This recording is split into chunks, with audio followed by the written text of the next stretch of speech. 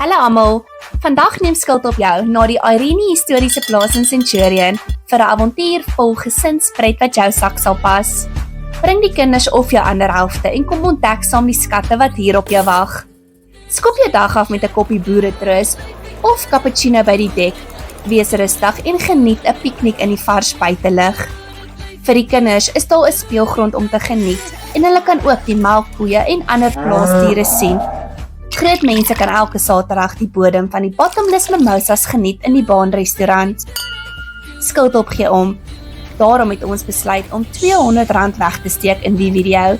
As jy so gelukkig is om dit te vind, tag ons op sosiale media.